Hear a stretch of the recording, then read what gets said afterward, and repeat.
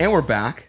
I'm Daniel. I'm Paul. And this is another episode of The Dad Collective Podcast. You're extra raspy today. I've been talking all day. My The throat Dad Collective. My throat is gone. I should read, do have a sexy natural novels. I have a natural rasp in my voice, though. You do. I do. You're like the fall leaves rolling in the wind. It's perfect timing because it's November. It is, and that's why I'm wearing my poppy. Yep, we're actually filming on Remembrance Day here in Canada, Memorial Day in the States. Is it Memorial Day in the States? Is it the same day? It's the same day, yep. And November 11th elsewhere because you guys are assholes. Who's assholes? The rest of the world other than us in the States. I was about to say, who's he making fun of? And on that note, Paul, he just jumped in. Yeah, I didn't know who was making fun of us. You thought it was you. Yeah. Which is why you had to get in on that. Yes. So joining us once again is one of the most handsome guys I know. You said that last time too, and now I'm a little creeped out. He needs new material. Yeah, he either needs new material or needs to ask you on a date. Yeah. Like, it's either one or the other. Just get a room, He's guys. pretty cute. Come on. Get a room. And he's Do like this. a lot taller than me too. So Finally, a man to look up to. I think he's jealous, eh? He is a little. Well, I mean, jealous. he's never introduced me as the most handsome man. It's because you're not on the list. You're pretty handsome. I'm all right. Yeah. All right. Some girls like me. Mr. The one, the only Mario Armani is back on the Dad Collective. Excited to be here. No, we're excited to have you. And you're wearing your poppy too. You're wearing Yes, I am. Daniel Brown poppies for all of us. Supporter of Remembrance Day. Yeah, he's a good guy. He supports things.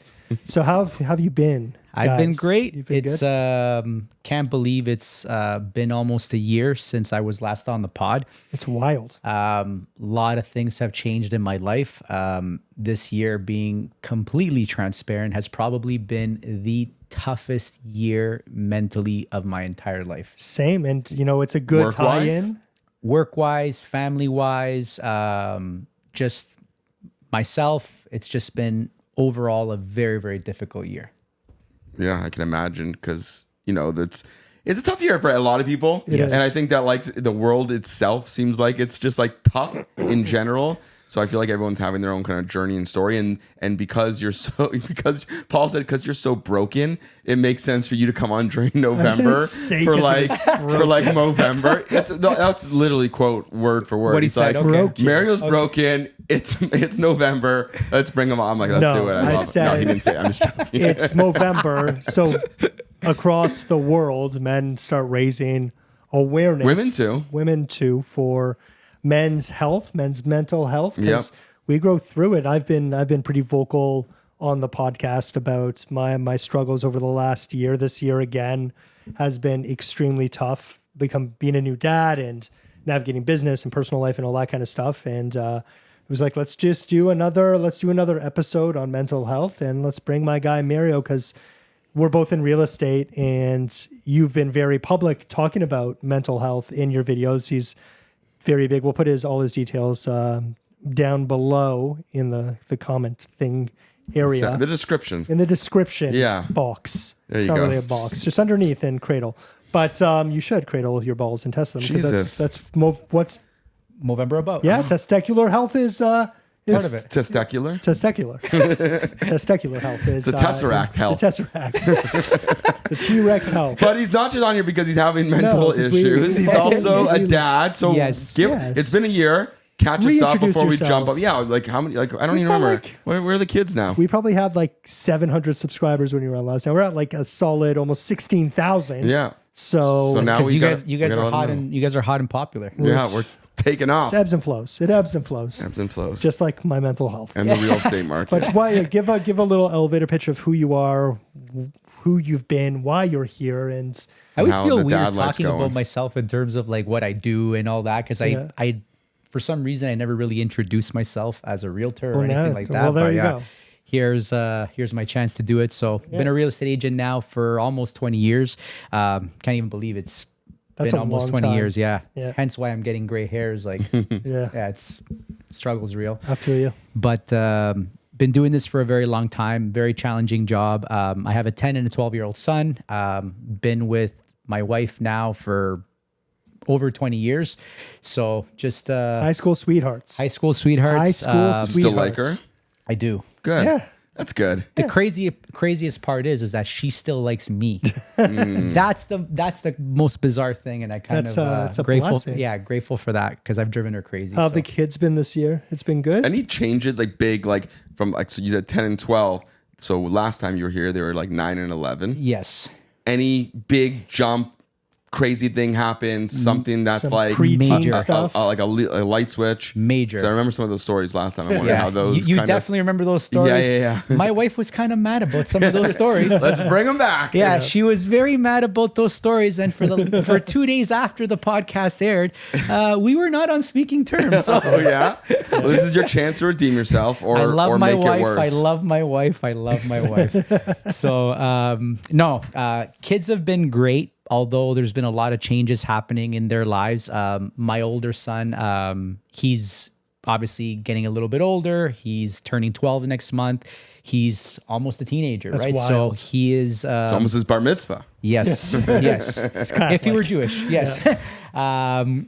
He's going through a lot of changes, of course. Like he's becoming a man, and Has his voice started changing? Voice like hasn't- cracking? No, still no. Voice is still the same, but he's definitely going through some struggles. It's difficult for kids, right? They always want to kind of fit in. They want to kind of be friends with everybody. They want everybody to like them. And it's crazy the differences that I notice between one child and the other child, even though they're 2 years apart. They're so similar in some ways and so different in others. And Does the age gap seem bigger now, like 12 and 10 versus when they were 11 and 9 because they're at different places? Not really. You know what? It's kind of scary. And I was just thinking about this 2 days ago, how much the younger one is kind of adapting. And it's almost like they're the same age. Oh, that's cool. It's almost like So they're they the hang same out. age. They're still like friendly and everything. They're boys. They fight all day. You know what I Yeah. mean, they're always competitive. A lot of people hate the fact that their kids are competitive. Yeah. I love it because at the end of the day, the world is a competitive place. Yeah. I don't believe in participant ribbons. Same. You know what I mean? Like Yep. at the end of the Same. day, I think that a lot of kids are coddled way Having too said that, I won a lot of participation You did, yes. ribbons. Yeah. I wasn't very much of an athlete kind of guy, but yeah, I agree. Like, Yeah. you don't need to be congratulated on everything you do growing up. Kids need to know how to lose because Yeah. the reality is Agreed. that we do not win every single day. There are days that we lose, Speak and it's for just yourself. how you're the big winner here with Dude, 16,000 all I do is win, followers win, on the podcast. But no, definitely. Mental health is really important, and I try to make my kids understand some of these things that I wish that my parents were able to teach me. Yeah. And I don't blame my parents because they were Different times. They were their main struggle was putting food on the table for us. They weren't thinking about, hey, how can I make It my wasn't son? talked about then either. Right? It was They don't- it was very taboo. Yeah. It was very taboo. Like if you had something wrong with you, and even like this whole Movember movement, why I support it so much, and like Paul said, I've been such a big advocate for it, and I'm so vocal about it, is because as men, we're always thought to be these tough guys, Yeah. and we don't cry, and we have to be just kind of like just tough, and it's not like that at all. Like we also Yeah, have you got to be the feelings. rock within your family that Yeah. everyone else can rub up against and lean on. Absolutely. Every once in a while, we still need a hug. We still need, you know what I mean, a pat on the back. 1,000%. And people just don't understand that. But so before, like, because we have a lot to talk about today. There's lots of It's gonna be a mental long. health. I have a feeling it's gonna be a long one. Yeah, there's lots of mental health stories from all of us, Yeah. from dad perspectives and life perspectives. But like, maybe we start a little bit younger, and Okay. and what I mean by that is like, because I can tell stories about this, but obviously you're the guest, so I'll kick it off with you.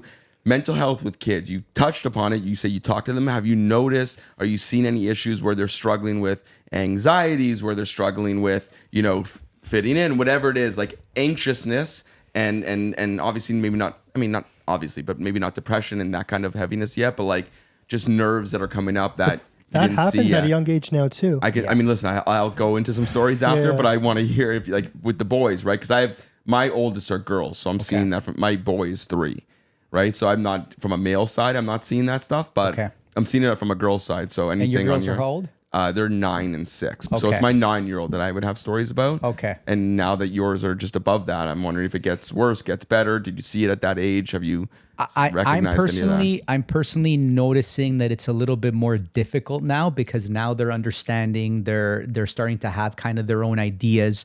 They can think for themselves. So it's not like, do what I say because I'm your dad. Now they're like, well, wait a minute. Why should I do that? Why should I do that? I don't agree with you. And I don't want to do that. I want to do this. You know what I mean? So it's that's where the challenge is now, right? My older son, for example, I feel that we raised both kids very different. In what sense? Different in, we realized a lot of the mistakes that we made. For example, one thing that I feel terrible about, and it keeps me up at night, and again, these are some of the mental health struggles that I face, is that when he was a younger kid, I yelled at him a lot. And that's because that's the way that my father raised me. That's the way that his father raised him. We were in a house, not to mention that I also have a brother and a sister who were deaf. So at my house, we really didn't talk. We were always loud, very loud. So for us, yelling was a normal thing, right? So now you have a kid, and what do? You revert back to what you know. Yep. And that has and sometimes really, you don't even notice that you're doing what you your don't- parents did to you you. do not It's just notice. because it's ingrained in your soul. You do not imprinted notice. on your heart. I've been doing therapy. It'll be 2 years in February of next year. And one of the reasons why I began therapy was because I realized that I was no longer able to control the things that I wanted to control. So now, for example, like I wanted to not lose my mind. I wanted to not yell, and I just couldn't do it. Yeah. And for me, that was a very big struggle, because it's like, well, I want to do it, but I can't. Yep. So how do I fix that? Yep. And that's why I And realized I needed to get help. for sure. Do you think Yes. though that you made like the change with your second son, or you're more, because I know from me, like I deal with that too, you know, yelling and stuff like that here and there, or my wife, you know, we all kind of, you lose it sometimes. You do. Do you care, or do you just care less for the second one? Not about them, but like you let more shit slide, so you're not getting as angry. But you've right? also So, like that you've been through it before, you know. whatever the reason is, right? Like you have these think it's different the ages. awareness. It's the awareness. I think Yeah, so now like it's you're the aware, and awareness. you've gotten Yes. tools both from the therapist and going through it once. Yes. That you're able to kind of pick up on it earlier. Yes. And I mean, I say that because my 3-year-old gets away with like shit that I would have got angry about when my 9-year-old was 3. But just because it's like, okay, fuck, like I eat another bowl of ice cream. Just go ahead. Just do it, right? I wish he was And my so- dad. Yeah, Yeah, seriously. yeah. Endless amounts of ice cream. You wouldn't be that fit. You wouldn't be that in shape. If Now was I eat no ice cream. My kids are so small though. Like I'm feeding them just cream so they get bigger. Like Yeah. they're just like really tiny kids. Speaking of therapy, have you been with the same therapist this whole time, or did it take you a little while to find someone? I've been good? with the same therapist the whole time. Okay. She was referred to me from a friend of mine who was going through a separation at the time. And Okay. he said to me, I went from, it was January, put his house up on the market. I've never seen a human being look so, because I knew this gentleman and he was one of those guys that like, he would light up a room. Yeah. I saw him that January. He was a shell of himself. Wow. And I saw him like 4 months afterwards. After we sold his house, all that, saw him 4 months afterward. And the guy, Different guy? He was a different guy. Like it was like night and day. Both like the way he acted, but did he physically? Because I feel like sometimes Everything. when you get more confident, or you kind of drive out some of those demons, way he looked. you walk differently, you look differently, you Everything, come to life. Carson. It's The way like he you've got looked. like a giant weight on you, Yes. and it just gets lifted, right? Yes. So everything just changes. He was just a new man in a positive way. Yeah. And I said, man, like you look great. He's like, I feel amazing. I'm like, what are you doing? Like what happened? Like, how did you make this turn? And he said to me, well, he goes, I've been seeing this therapist and this and that. He goes, I know, because again, he doesn't really know a lot of the things in my life. For sure. And he said to me, he's like, because from the outside, everything looks great, right? Always. You Always. have a great career and, you know, you have a good family and what people kind of think about you, they don't know like the little things. Yeah. And he says, I know everything's going great in your life, but I'd go talk to this lady because she's helped me out tremendously. You know what I mean? And maybe things could be even better. So 2 months after that, I went ahead, I reached out to her and I wasn't really ready to commit to therapy How at the did time. how did that feel when you were like It felt okay, but I kind of was still in denial. Was it in person? Remind me again, or was this over This Zoom? was over. So I initially met her through a Zoom call, and it was just kind of like an introductory call, just so we can kind of get to know each other to find out if we were the right good fit. Yeah. And I realized that the lady was great. She would be a great fit for me. And how we left it off, she's like, "Well, listen, you have my number. As soon as you're ready, let me know." And I'm like, I don't need this. Yeah. You know, you're busy. You're working like crazy. Yep. Like you're blinded by the light. Yeah. As soon as that light turns off and you're faced with your own thoughts, that's when everything just shuts down. So what was that timeline between that call and when you decided to call her? Probably 7 to 8 months. Oh, so a long time. Long time. Because then at that point I was like, yeah, you know, it would be great. And at that point mentally I was like, this is really to get better. But I don't need to be better because I'm fine. Like I'm doing okay. Yeah. But you think you're okay. Once again, it's that you're in denial. Yeah. I feel like was her response. Sorry, I'm just thinking about this. Like when you called her back 8 months later, I feel that her response could have been the ultimate test of whether or not she would have been the right fit for you. Like if she celebrated that you called and is like, I feel you know, it's you common. looked in. No, I know for sure it's common, but I'm just thinking like imagine her response was like, oh, so now you're calling me back. Right. And then you're like, okay, this isn't for fun. And that could have ruined the whole experience It for could, you. but I think because they're like They're Paul trained said, professionals. They're trained Yeah, yeah. professionals. They know what to say. And ultimately they're in the business. They're in the business to help people and also make money, of course. Right. But you can tell with this lady, it's very genuine. She truly cares. It's never been about the money. Like I've never felt ever that she just like, you know what? She's trying to punching in, punching out. Like she's invested. She's very, very invested. She's concerned about my well-being and she really cares. You know what I mean? And I'll never forget. I said to her, I'm like, listen, I'm making this commitment. I want to see you every single week. I said for minimum a period of 6 months.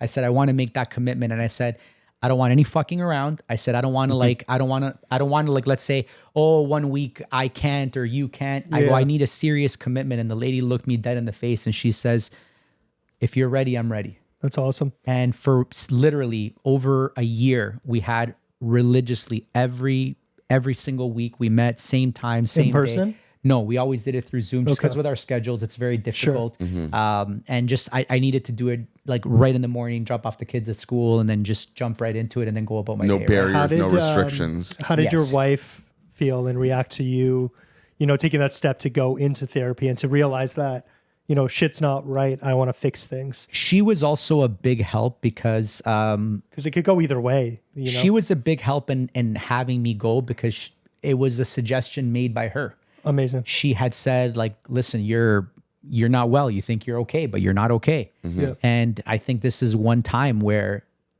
you always have it in control, but you're not in control this time. And you don't have it together. Are you vocal about what's going on in your head with her? Vocal about a lot of things, but not vocal about everything. But she knows you though. She knows me. Yeah. I think I'm extremely vocal now. Yeah. I think I'm a lot more open. It's crazy too, when I started the therapy to like, let's say now, how kind of everything transitioned with like her and other people. So I started the therapy and I noticed like, for example, in the first month where let's say she would say something and then now automatically, let's say I would explode. As an example. Yeah. And now I wouldn't explode. That's awesome. And now she noted and she's like, whoa. Wow, she's waiting for me to explode. Yeah. And because I'm like looking at her and like not reacting, it's almost like she's like, what the fuck? He's not reacting. It's like, this is weird. And then all of a sudden she's getting upset. Now she's getting mad. And then I'm like, why aren't you getting angry at this? Yeah, it was kind of like that. And I'm like, you know what? And then she started basically like, let's sit her down, listen. Right now, how are you feeling? No, I just directly would leave. Yeah. And that's something that actually I've been kind of struggling with over the course of the last year, that whenever I'm put in that situation, sometimes I don't. Best is to step away. Yeah, I just step away. But sometimes I just want to step away for like days. And that's obviously not good either because you can't just check out of life. Yeah, or run away from although you would like to. You did that last year. You took a solo trip, didn't you? Was it last year or 2 years? It was last year. Yeah. Good memory. Yeah. It was last year in November. Yeah. So I went to go see my family in South America, which I hadn't seen in like 10 years. Yep. And it was just fantastic because I don't have any family here that I talk to. So going back down there, and it was just kind of spur of the moment. It was like impromptu. Hey guys, in 3 days right I'm coming. You know what I mean? And the amount of love that I got, man, it's just that's awesome. I don't even want to talk about it because I'm gonna start crying right now. Yeah, like legit, I'm gonna start crying right now. Yeah. It was just awesome. You know what I mean? Just to feel like you have another person except for your wife and kids that care about you, love you, that unconditionally. If something happens to me, these guys are behind me awesome. Now. You know what I mean? And they've been a big help over the course of this last year, because whenever I've had, like I said in the beginning of the podcast, I've had a hard year. Yeah. Hey, this is wrong with me. They're there for me. Hey, like just that support is just invaluable. You know what I mean? And it's so important, especially when you're on the edge, that you know that people are there. And oftentimes the way my brain has always worked is there isn't, right? So knowing that those people are there for you is so crucial and so important. It's so, you're blessed that you have that. Yeah, definitely blessed. I've also made a little bit more of an effort, I feel, this year with certain people. Less of an effort with other people. Yeah, for sure. And at the end of the day, we have 24 hours in a day. You can never buy more time. So you have to be very selective. And I kind of felt that there were people that I was giving my energy to didn't really deserve it. Yeah. And there was other people that, like, you know, and it doesn't take much, you know what I mean? I've reached out several times to you, say, hey man, how you doing? Or all whatever. the time you check in. Yeah, often. You know what I mean? I check in and Paul's always like, hey, thanks for checking in. You know what I mean? And because again, we don't talk every day because we're so busy. This guy's schedule is crazy. My schedule is crazy. But we know that we're always a call away and we've got each other's backs. You know what I mean? And I feel like that's common also for guys too. Like I think we mentioned before, but like just like having friends that are always your friends, regardless of how, like some of my best friends, I go months without speaking, right? Yeah. Like, but I just know that they're there. I know that I can send them a meme and their reaction will be instant, as if nothing changed or whatever it is. So like, those are the best that's some of the good friendships. things. I feel like a lot of guys have, that's almost like in us. Like we have the opportunity to jump in and out of each other's lives, but know that they're always there. Is a lot of the therapy just kind of from a kid's perspective? Like how much of your therapy time is dedicated to like talking about your kids? I'd say a lot. Yeah. I'd say a lot. Anywhere between 30 to 60% for sure.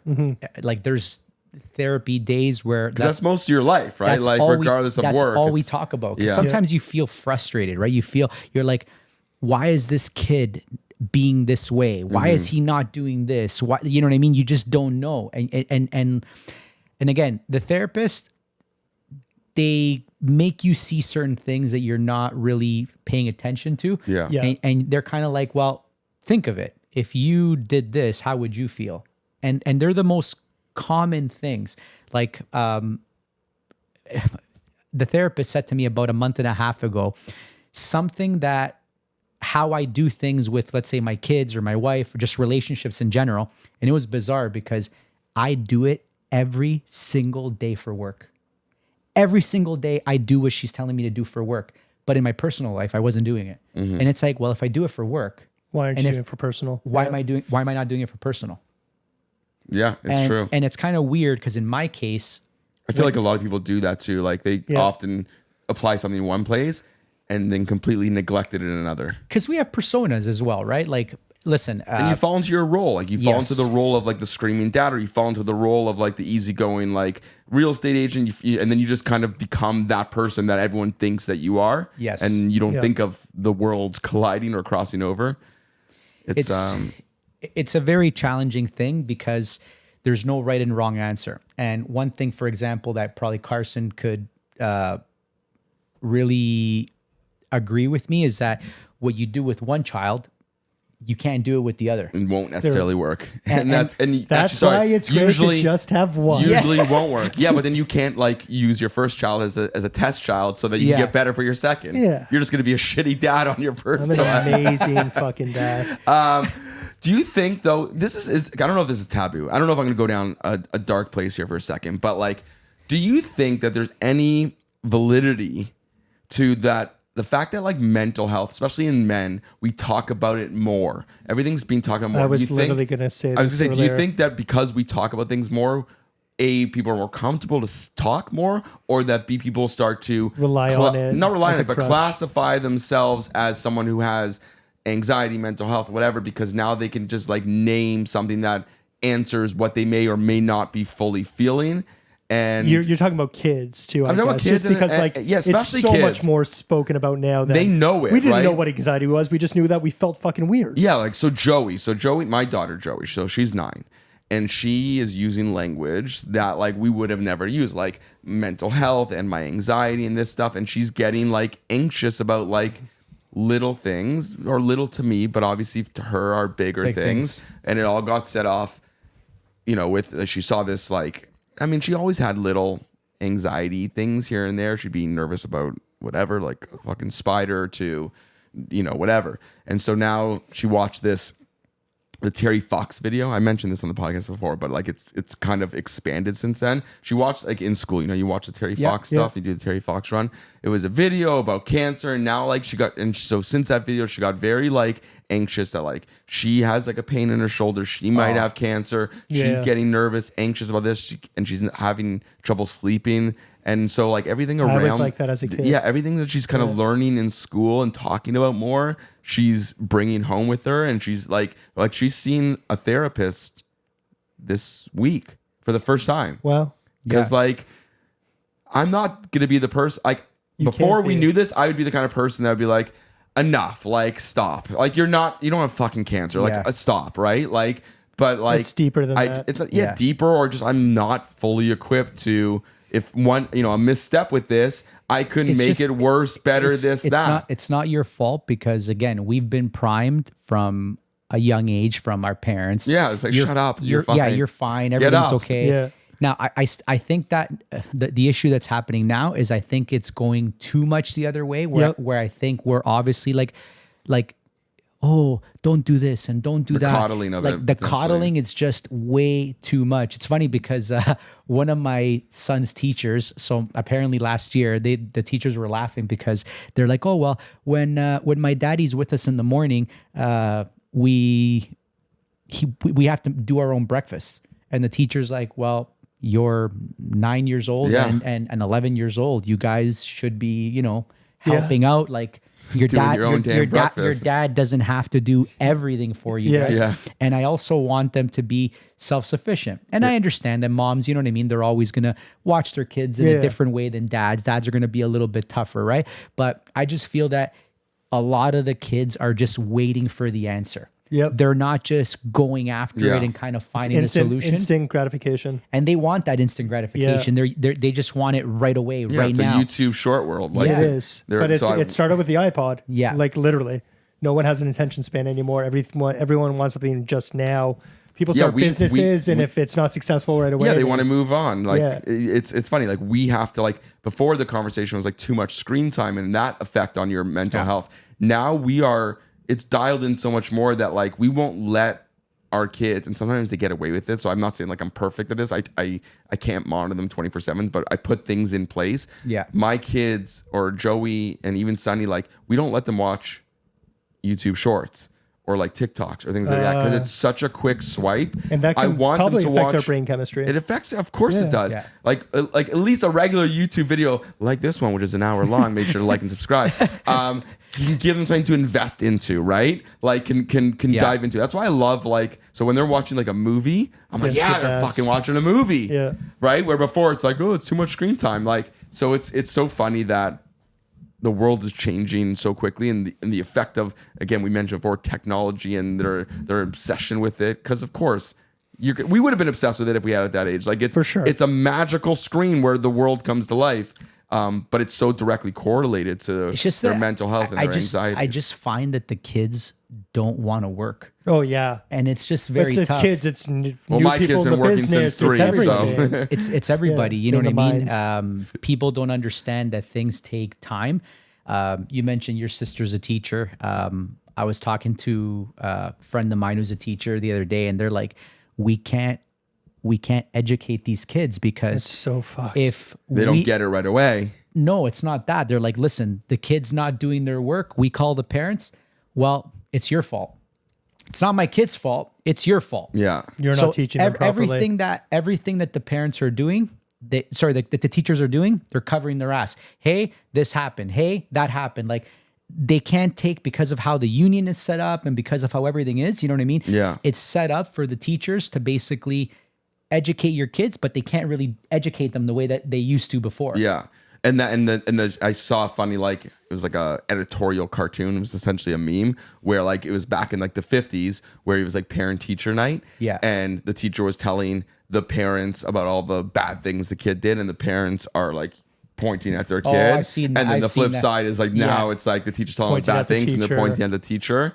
And obviously there are good and shitty teachers. Like, Yes. you have, that goes without saying. A lot of parents that I know that are in my personal circle think like their kids are the best and that like they can do no wrong and that they can like, and that they're like, I mean, forget the talent part. Like, they're the best dancer ever. I'm like, your kid's a fucking shitty dancer. Yeah. Like, this is a completely subjective perspective. They're not a good singer. Please have them. I don't care to watch the video. But like, when it comes to being the wrong, like when my kids, they've had some issues with not bullying, but like being jerks, right? Because bullying, it's a next phase and it's a whole other level. But and I'll tell Joey I'm like, Joey, that behavior is a bully type behavior. You are being like, as opposed to being, no, you're right, you're perfect, you're this. You have to be able to teach your kids. You have to be able to correct your kids. But that's and when the you thing. notice behaviors that are not, A lot of great. parents do not. No, they don't. And Paul, this is something that you're going to realize with. Be careful. You're going to get very angry because, and again, it happened to me several times. And there's several things that I don't tolerate for my kids. Bullying, I will never tolerate because they could affect another kid for the rest of their lives. Way more than they would ever even know. I will never tolerate it. Yeah. Any type of bullying, whether it's physical, verbal, I don't tolerate it. Any name calling of any kind, any type of demeaning, I don't put up with it. Which at the same time, I don't want other kids doing it to my kids. So my kids know, for example, if a kid does that to you, you're not to react. Or for example, I'm also extremely big on my kids not doing anything mean whatsoever to girls. Yeah. Like That's I will awesome. not tolerate my sons raising their hand or saying anything to a woman. As a matter of fact, my older son actually got, I wouldn't say beat up, but like he got roughed up by a girl in his class. Like, Wow. And we told him, like, why didn't you defend yourself? And he said to me, because you told me that I wasn't allowed to hit How a did girl. it start though?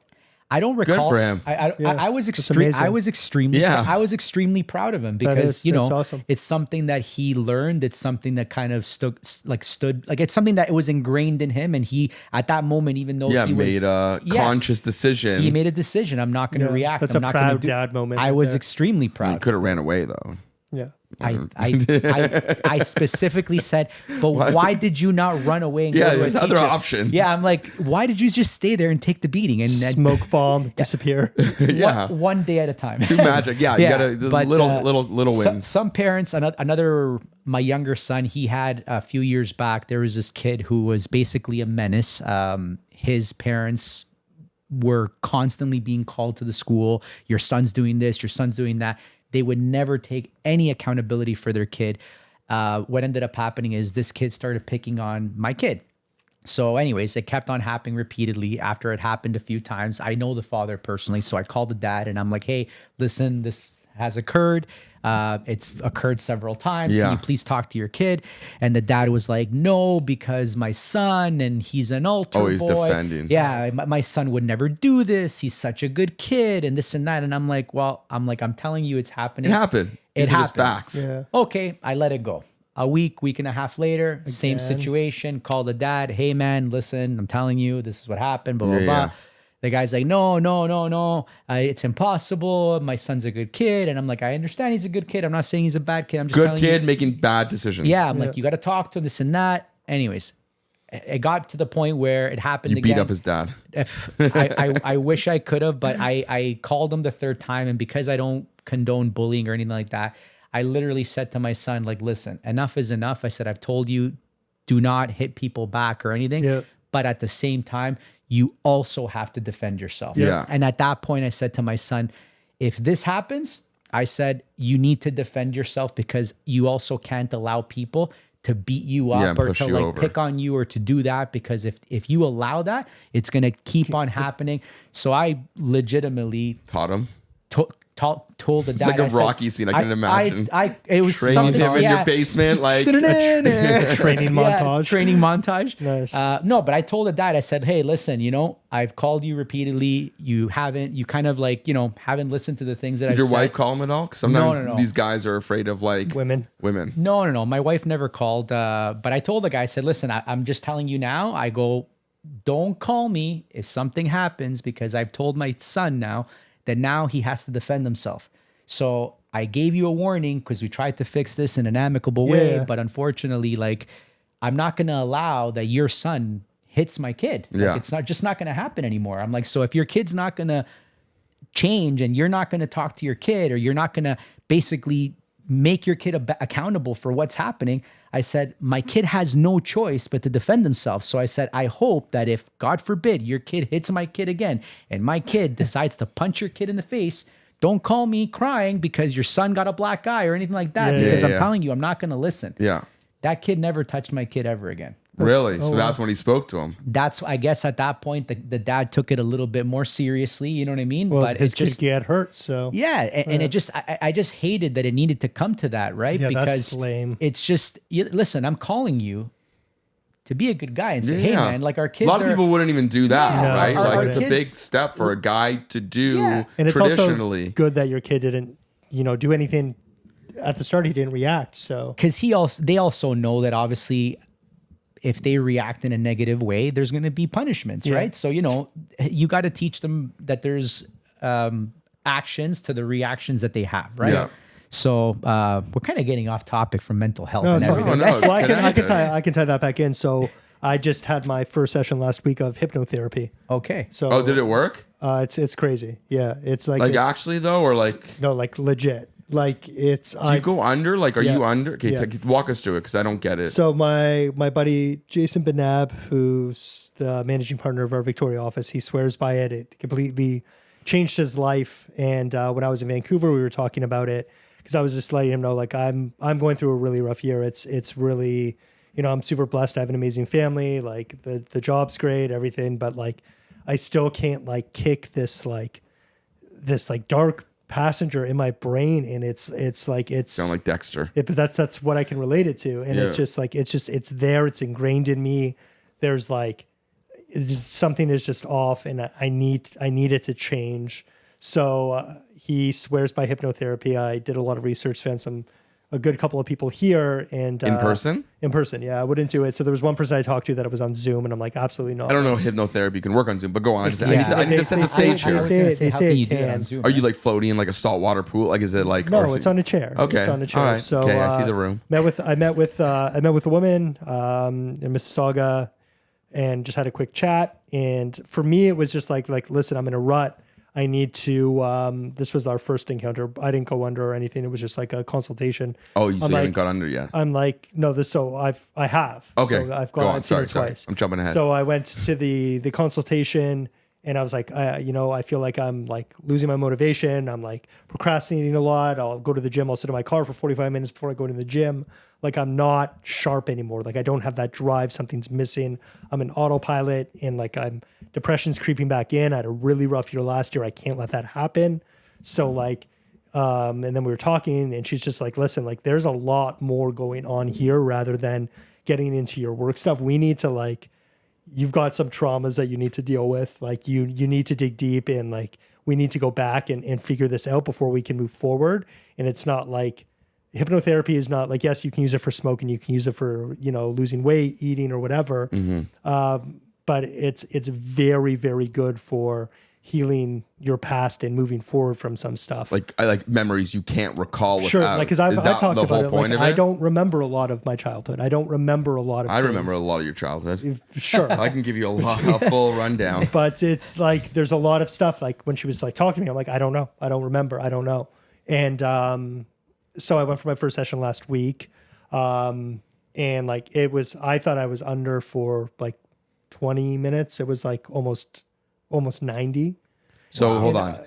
is there a set time that they have with you, or just it is what it is? Yeah. So how long is your session? No, it should be around 90 minutes. And how does it start? Like, it's just her talking. It's her talking. And she's like, get into her eyes. Like, tell me. So she's like, get into her. Tell me how it works. For me, because like I can wear a hoodie, I can fall asleep anywhere. Yeah. So I definitely thought ahead of time, and I was wearing a hoodie. It's connected to the womb of your mom. No, it was like a tour thing. Like if I didn't have like a pillow, I wish I can sleep like that. I can't sleep.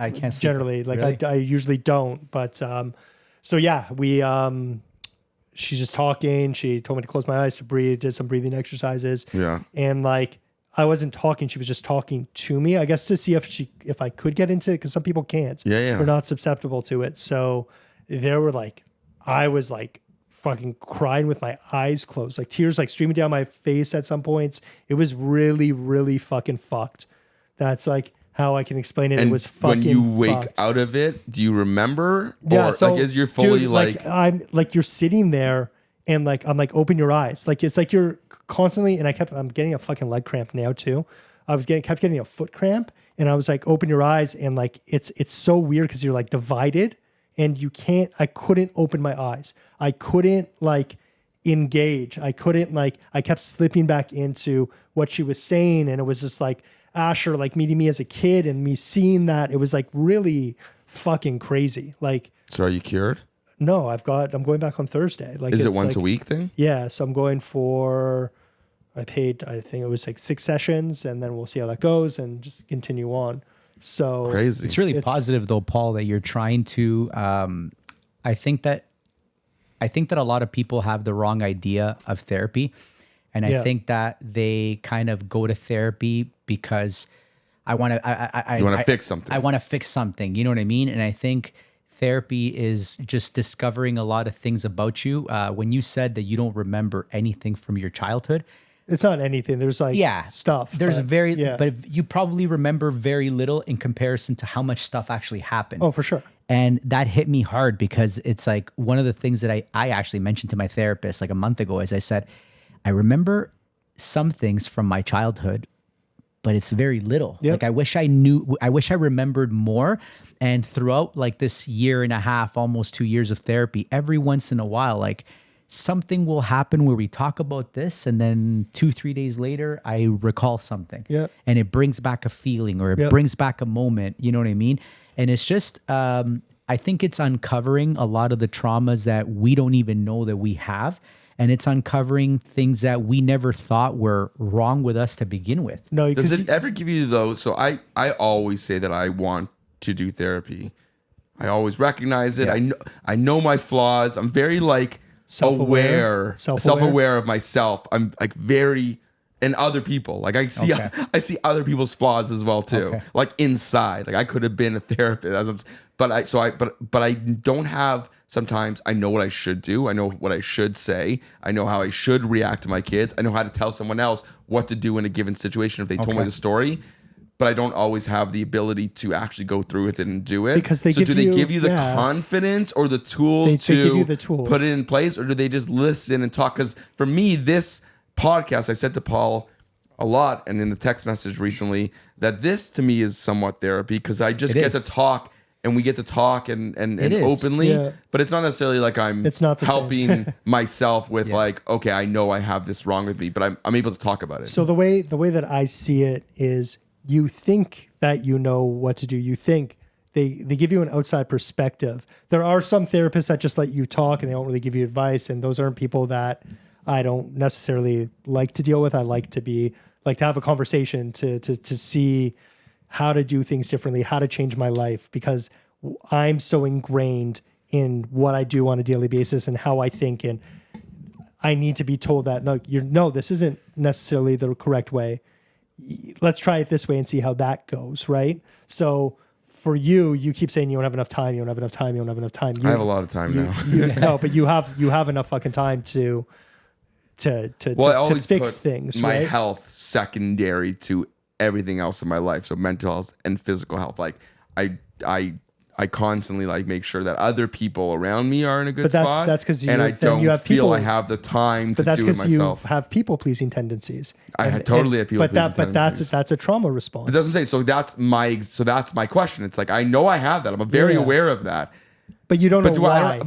It's not why. I don't know how to change it. I don't know how to stop because it. you don't know how to change it. I hit points and then I explode. Yeah. But I don't know how to I know I should say this, but I don't know want how to do to that. change it because you don't know why you're the way you are.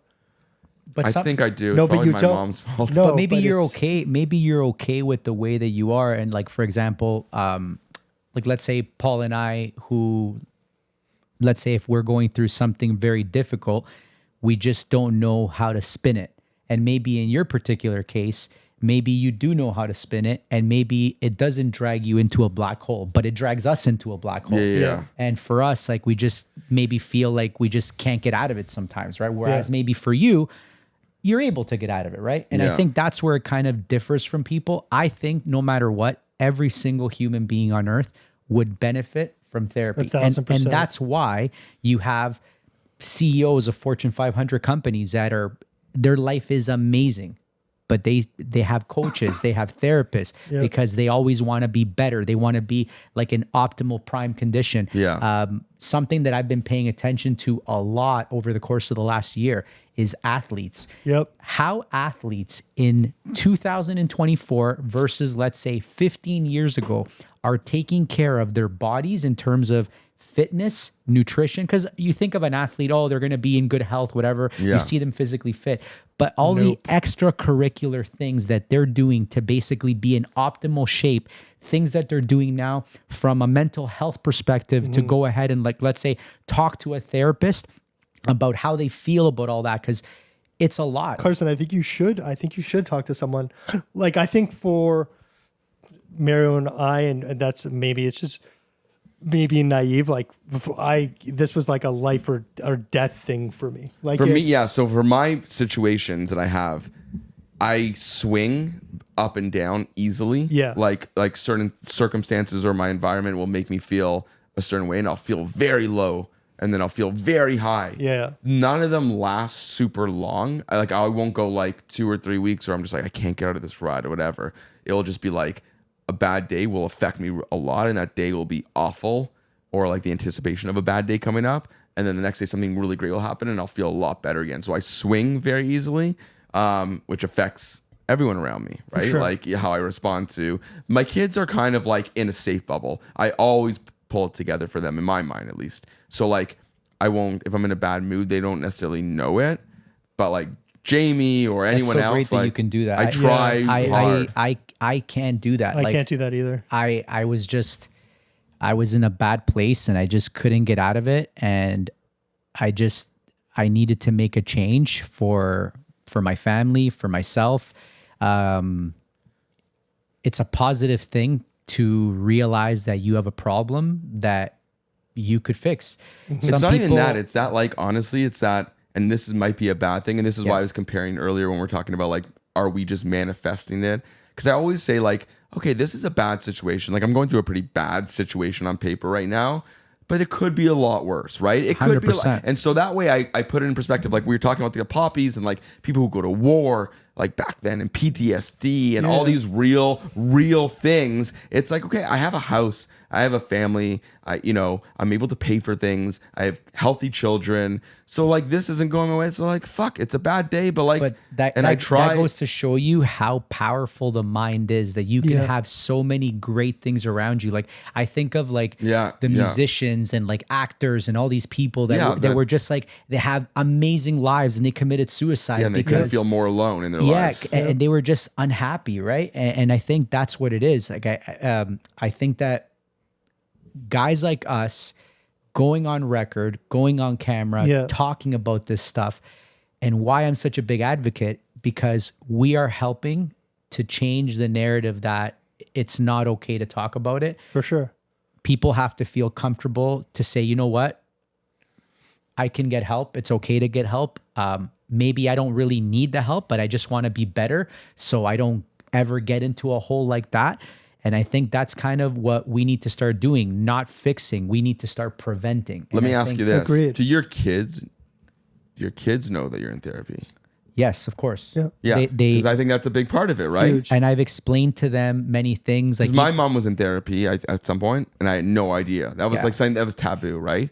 Like that's our parents, maybe if they went through it, didn't talk about it. I think it's important to talk to them about it. I talk to my kids about me being in therapy. I talk to them about... This is because of you. Yeah. This is because... You can always count on him to make you laugh about the situation. Yeah, we got to lighten it up Yes, sometimes. you do. Yes, you do. Ahead. Paul and I are pretty dark right now. We're in the corner. Try to bring it up. Yeah, no, I love talking to them about it. I take what the therapist says very serious. Like I like to put like a lot of her suggestions into play because there's suggestions that make so much sense. Do you to record the sessions and listen to them? Okay. I don't. Okay. I don't. But it's not a bad idea. No, she doesn't. No, okay. She doesn't. But her suggestions are great. Like so many times I'll go and talk to my kids and say certain things to them. And I know that if it wasn't for me being in therapy and talking about it, I would have never a couple of days ago, we were going through something with my son and I went to go talk to my son. This has nothing to do with like the therapy, but it was just like an article that my wife had sent me.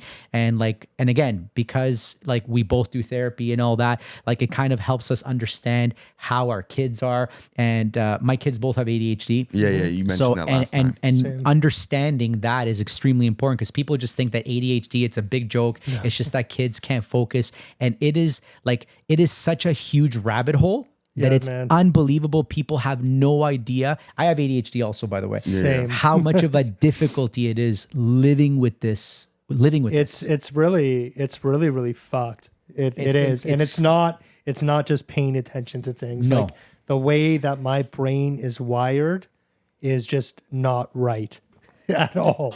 And it sucks. My older son, he's tremendously scared of bees. Okay. And let's say part of his, and we're like, listen, nothing's gonna happen. And it's not fear. It turns into something else. Yep. And that is the ADHD. Yeah. How they react. So like, for example, how it manifests. Yes. Yeah. He lied to us about something and he's kind of consistently lied to us about certain things. And, This is your older son? My older son. Okay. Initially, you get upset, right? Because you're like, why is he lying to me, this and that? But this is kind of like a condition with the ADHD where they kind of feel, like, I don't want to get in trouble. And like, it's an avoidance thing. Yeah. So I got really upset. And then after, when I kind of cooled down, my wife had like sent me this article. And I have to say, my wife is amazing with how much work she puts into understanding her kids and understanding what's going on. And I'm really coming around to trying to understand this as much as I can, because also I have it and I need to understand why sometimes I do the things that I do, right? Yep. So she sent me this article and there was like a few things in there that like how to kind of like approach the situation. So I went to go talk to him and I said, the first thing I said to him is I said, I understand why you lied. I understand why you did it. Yeah. Mm-hmm. And just the way he looked at me, it was kind of like, okay, like, now he was angry at me before, but now he's like talking to me. And then he was able to like open up a little bit. You can tell he was like super like closed off. And I started kind of going through like these 2-3 things that is stated in the article to do, how to kind of like break it down. Yeah. And to see how receptive he was to the whole thing. And like, that was 2 days ago. And yesterday he was amazing. Like today he was amazing. Like, it's just, they start to feel, I feel like he wants to be understood because he doesn't know what the fuck is going on in his head, right? No. So he wants to understand, like you understand him, and it's not just like, and also just not living in like again, like we grew up. For me, I can assume for you too, like you behaving was out of fear. Like we had fear parenting, right? Like so now it's like. The fear and respect and stuff, all that stuff kind of intertwines, and there should be a little bit of fear to whatever, but being understood and saying, listen, like, I get why you did it, and this is why we have to approach it differently. This is why that's not the best behavior, but I get it. But how do we get better? Guys, the biggest breakthrough I think I've had in the last, like, let's say 3 months is how much communication is a factor when things happen and don't happen. Like we all communicate in a very, very bad way. Oh, for sure. Like we think we communicate properly, but we don't. And one thing that I've been trying with my kids so much is for them to communicate with me and just I'm like, listen, you don't like something, you got to tell me. Mm-hmm. If I do something when you do something I don't like, I tell you, right? For okay. Sure. But I need you to tell me. So my son, especially the older one, who's a lot more timid, he's been talking to me a lot more lately. And he said to me the other day, or that day, he's like, I wanted to talk to you. He goes, and I'm like, what did you want to say? And he's like, well, he goes, I want you to try not to yell at me as much. And I said, okay. I'm like, I yelled at you because you lied to me, right? He's like, yes. And I said, well, why did I yell? He goes, because I lied. And why did you lie? Because I did something wrong. So I said, okay, well, if you don't lie and you do something wrong, I said, I will not yell. I said, but it was still wrong that I yelled. I shouldn't have yelled. I should have controlled myself. The fact that you're also being accountable to them. Mm-hmm. Well, if my dad's accountable to me, I need to be accountable to him. For sure. So I think that's but again, huge. It's all a matter of communicating with them, communicating with at you. a level they can understand, right? Like for the right age, right group. Like he's 12 now, and it doesn't mean you can't have these conversations. Some kids are more emotionally mature. You can have great conversations at any age, 5-year-olds, at any age. I think the I've been talking to my kids like they were adults since they were little. Yeah. Since they were very little. And I just felt that was the right thing to do. I always told them about my feelings. Always. I think that's important. I was always so honest with my kids. And one thing that I started doing more with therapy, where my therapist said, if you're having a bad day, tell them you're not feeling well. So one day I said, hey guys, yesterday Daddy wasn't, you guys noticed that I was like not really myself. And I said, yeah, Daddy, I've been feeling sad. I don't know why. I said, but Daddy's just been feeling sad. If you guys can try to give me like some love. Take it easy on me. Yeah, give me like some hugs, some kisses. You know what I mean? Daddy it's crazy how much that like I could be having like the worst day, and then I come home and I see Asher and I hang out with him, and it's everything how goes much away. It changes. Yeah. I wouldn't say it goes away because it still lingers in my head, but it soothes it.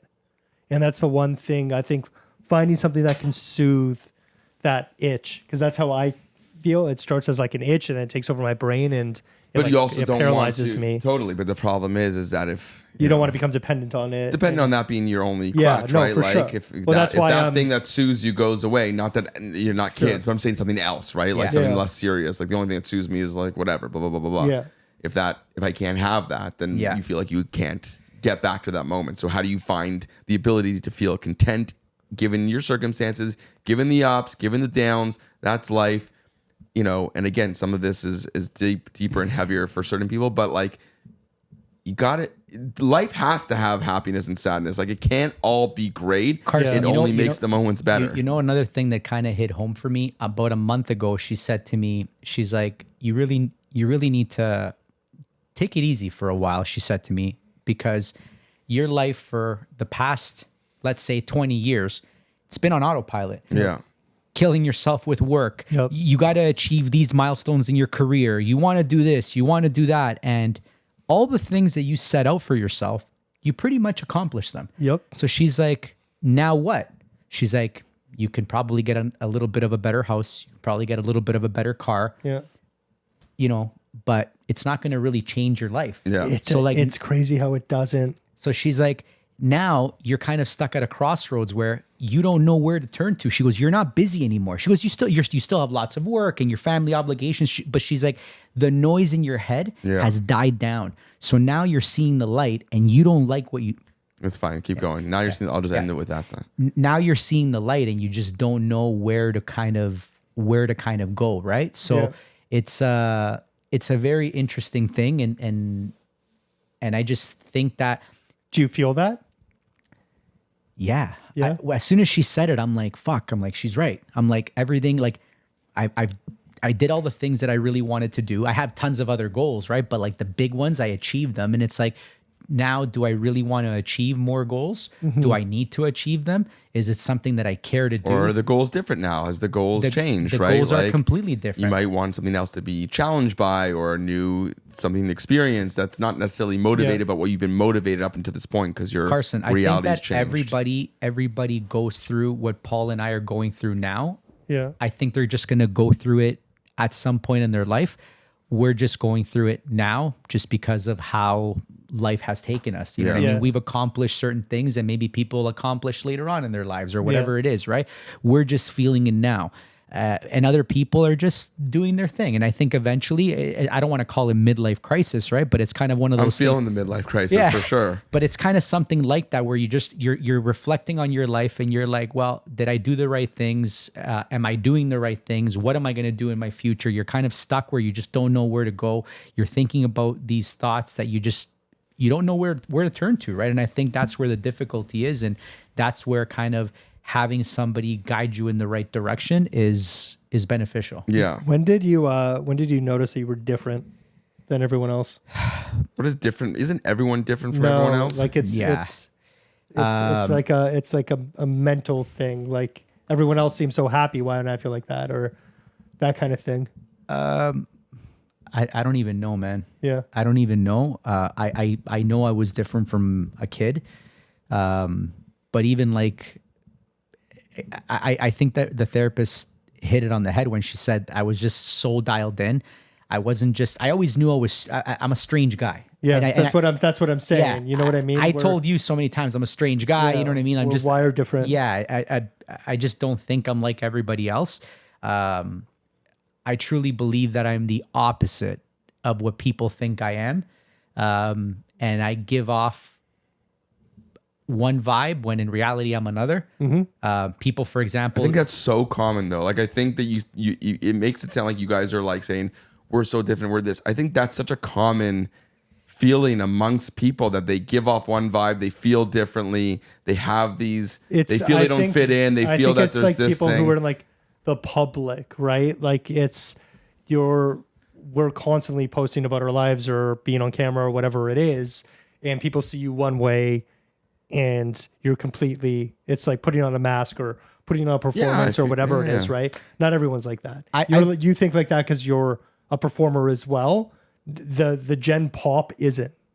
So what you see is what you get is with a lot of people. But I think that there's more people putting themselves out there now given the circumstances of the world, right? So like everyone has more of an insight into everyday people because even if you're not a performer, you're posting the picture on Instagram of you and your happy family getting dressed for Halloween, when in reality, you're actually feeling this, and this happened just before the shot. You got into a massive scrap. Yeah, and you got into a fight before and all this shit, right? So I think, so in other words, I think that's actually more common. And when you start to feel like that, when you start to realize you're not on an island, you feel more normal, and you feel able to connect with people more, and you're able to kind of put that in its own place. Even because, of course, you're going to think differently. You're an independent person. I feel like I've stepped away in many aspects from social media over the course of the last maybe 4, 5, 6 months. I'm super open in the sense of I'll be blunt honest about so many things. Yeah, I'm constantly saying a lot of things that nobody else will say. But at the same time, there's been I just don't post as much in the sense of like, let's say stories, and I'm just not, I'm still on my phone, but it's like, okay, I'm not going to show this and I'm not going to show that. And I'm just kind of like, to a certain extent, I'm sick and tired of just, putting my life out there all the time. And I understand that that's what you have to do. But I have regressed a little bit from that. As we film a YouTube video about your whole deepest, darkest secrets. Go on. Which is cool. And that's one thing you forget though what it's for, because it's 3 guys talking, right? So it's not really about that. You know what? Anytime I'm part of a podcast, which is the reason that I always say that I should have my own podcast, it's when I'm the realist, when I'm usually very, very blunt and honest, but I'm like so honest, which is like, I mentioned earlier, after the last pod that we did, I said some things, you know what I mean? And perhaps they were maybe things that should have been only shared. Personal. Very personal, right? Yeah. But like, I just feel like, again, if I'm not here sharing and being who I am 100%, and if I'm guarding a lot of the things that I'm saying, then in reality, why am I sitting here and why are you guys bringing me on here? Yeah. If I'm not being honest. Yeah, you want to give as much as you can, right? Obviously, you have to consider other people's feelings when you're out there. And that was my mistake. And honestly, I know my wife will probably listen to this, or I hope she listens to this. Just tell her not to. Just to be safe. And I hope I haven't said anything to I don't think you have. Next week we're actually having your therapist on, so she'll might say some shit. That'll be a very big problem. But yeah, you're good. And that's what it is too. Like I think over the course of the last year, you asked me, what are the changes? I think I've been a lot more considerate of others' feelings. That's really good. And I feel like sometimes they call it empathy. Yes, I feel like I am a lot more empathetic and empathic. Yeah, empathetic. I like empathetic better. That's the word. Oh, empathic. Yeah. Empathic is like those people are different. Yes, fuckers. Those are the people that Get should them be on out their of own there. island. They're not on the podcast. No. Okay.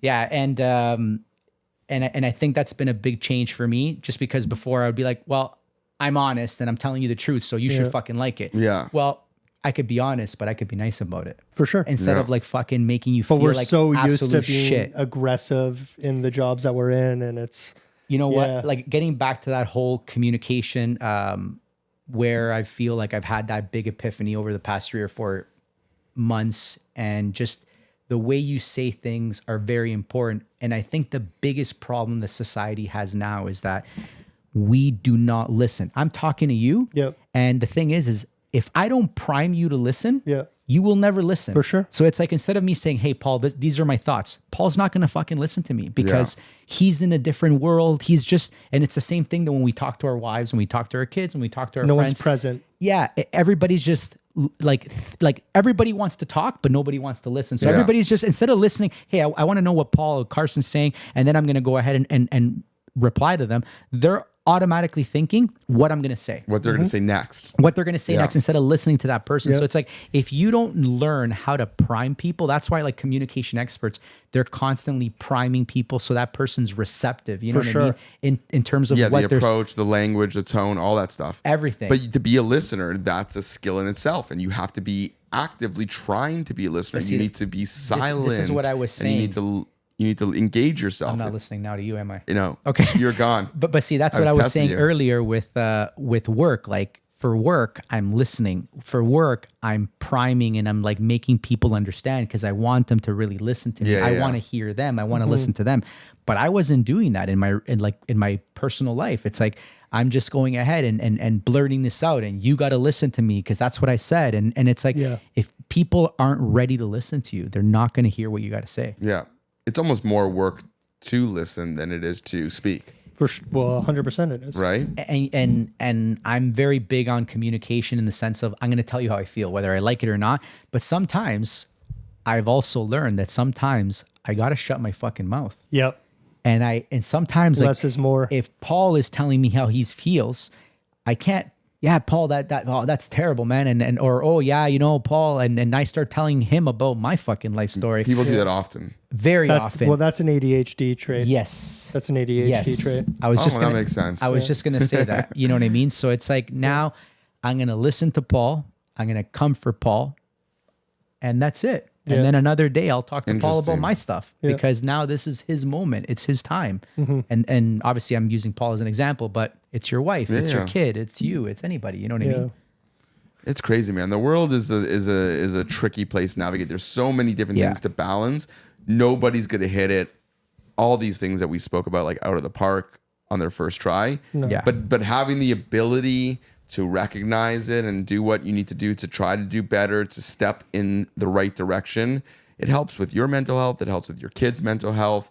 It just, like you said, people just want to be heard, and people just want to be respected. And if you can kind of start with those two things, then you'll move in the right place. Like things work out. Things work out if you want them to work out. And so you just got to listen to, that small part of your brain that's saying, like, this is not right. I don't feel good. Because if you yell at your kid and they listen to you, for example, you would walk away from that potentially feeling shitty about the interaction. Even though they listened, they did what you wanted, you still may not like that, right? So you feel these things in your everyday life that tell you, your body tells you that you're doing something right or wrong. So you got to really listen to yourself. I'm constantly learning. I hope everybody doesn't just sit here and think that, this guy has got it all figured out. No. Fuck, I'm constantly making mistakes. I just had a blowout with my kids 3 days ago, and I felt completely shitty about it. And it's just like, fuck, man. I'm like, what the hell am I doing? Like, why am I getting angry like this? But it sometimes it takes you to a point where you want to explode, right? And listen, it's normal. We're human. Like, you could be the Dalai Lama and they're gonna push your buttons. And everybody has a bad day, man. Everybody has those days where Daniel Powder. Yeah. Oh, there you go. Yeah, you see that reference? Yeah, Daniel Powder. That was good. Go on. But yeah, it's I just think that, and I read something just 2 or 3 days ago, and I forgot exactly how it went, but it said that if you do something every single day for 15 minutes, you will be better, and you do it every single day for the whole year. You will be better than 85% of the people in the entire world if you just do that for 15 minutes a day. It's true. And we can all take 15 minutes a day to be better at something. And it's just, why don't we do it? Have you chosen something for that? Micro learning. Yeah, I'm constantly just reading, man. I just constantly, like, not books or anything. I love to read just anything that could just make me smarter. I like to know everything about anything. Yeah. And I'm just constantly reading, and I enjoy it. It's something that kind of distracts me from. Do you have it scheduled? Like 15 minutes? No. So one thing that I'm trying to do is also trying to take scheduled breaks. Nice. So just try and follow them. Time blocking. You know what I mean? Something that I've been able to do the past 3 or 4 months. 10:30 or 10:45. My phone. AM, PM? PM. My phone goes on sleep mode. Yeah, mine too. Mine's 10:15. Mine's 10:15 too. Yeah. That's weird. So yeah, it's important. I need to adjust the 10. So hold on. Okay, so to wrap this up, or not wrap this up. I was going to wrap it up. No, I don't want to. No, I'm not wrapping up. I had a question. I'm not kicking you out. Okay, good. But my question to you that could lead to Paul's wrap up is that you found someone. Listen, we're all three of us are dads now at different stages of dad life, which is pretty cool, actually. Which is great. Which is a great perspective. Yes. You found someone to speak to. Yes. How do you go about, like, so in other words, like, to anyone who's listening, they're relating to you, Paul's situation, my situation, different situations. What's the first step to find someone? How do you go about it? I don't need a whole long story, but just like, how do you take that first step? Because how do you, at the end of this, we can put a bumper on, like, for if you're feeling issues, like there's, helplines and stuff like that. But like, that's a big step. What are these little steps you can do to find someone else to talk to if you don't have a podcast to talk to your friends? A big thing is realizing you're not alone. First off. And where do you go though? Like, how do you go? Where do you start go? with your friends? Start with your friends. Start with like, we freaking went out for lunch. Fucking Joey at Yorkdale. I started fucking crying at the fucking table. Right? Like, it's just talking to someone you feel comfortable with, and just have that conversation.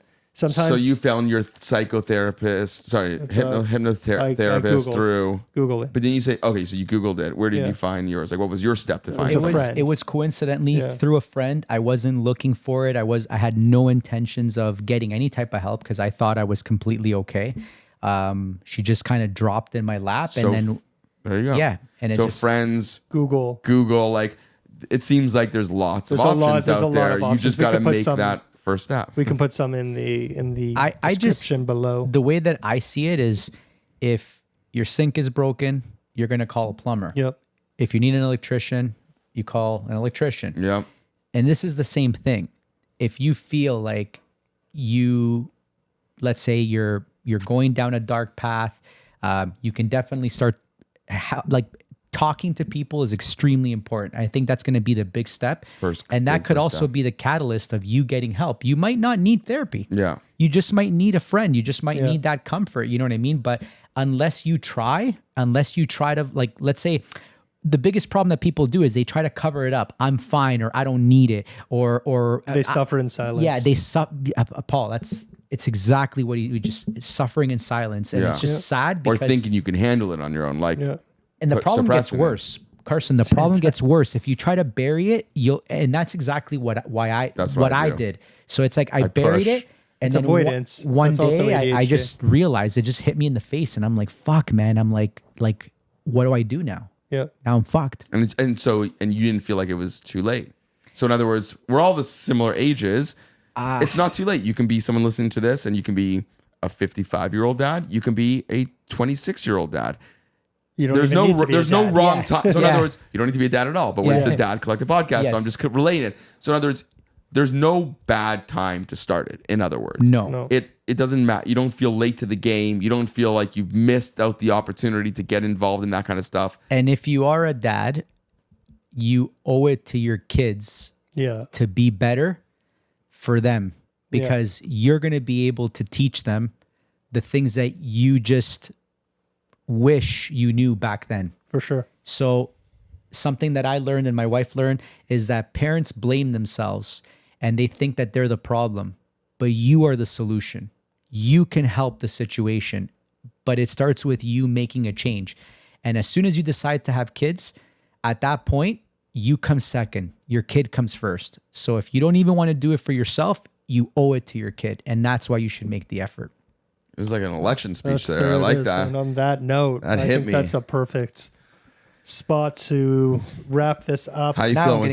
Now I'm getting kicked out, right? No. Yeah, we got to internalize everything that's gone through this today. Yes. So if you are, feeling off, you just want to talk to someone, we're going to leave some resources down below. Reach out to us. Send us a message. I was just gonna say, like, I'm open, like, to anybody that what's your Instagram handle? Are you not on social media? I am on social media. ArmaniSells.ca. Yeah. I'm completely open. Anybody sending me a DM, I'll jump on a call with you. Happy to kind of share a little bit more and kind of the things that have helped for me. And hopefully if I can help some of you, it would be a pleasure. I feel like this can be your next career. Like you were talking pre-podcast, like, maybe there's a turning point. Maybe there's an opportunity for you to be a motivational speaker. Yeah, a big brother, so to speak, or a big daddy. Listen, I have several people that, we kind of like just go back and forth and we kind of help each other and all that. And it's awesome to have that kind of pillar to support you, especially on those no judgment pillars. No judgment. That's the most important thing, because if somebody's judging you, then they're not it all really goes helping. out the window, right? Yeah. And since it is Movember, and I don't want to do a cheesy sales pitch about our merch, we're going to donate a portion of the profits from any hoodies or t-shirts that are bought this month. We'll drop the link below. So if you want to grab a Dad Collective hoodie or shirts, we're going to donate a portion to Movember. And do we have that Movember thing set up, the account? Or no, I have will. One? I have one, so I can just donate it to, or we can donate it to Cam H, or we'll pick up proper. By the time this episode's released, we'll know where it's going. Yeah, exactly. But it's gonna do some good. So feel free to grab a shirt and ask for help if you need it, because it can be a very scary, lonely, dark road if you don't. And we've been there, and it's I've seen both sides of it, and it's not worth it not to talk to somebody, because well, like Mario said, like you said, it's like at the end of the day, if not for yourself, then for your kids. Exactly. Well, there you go. I'm Daniel. I'm Paul. And I'm Mario.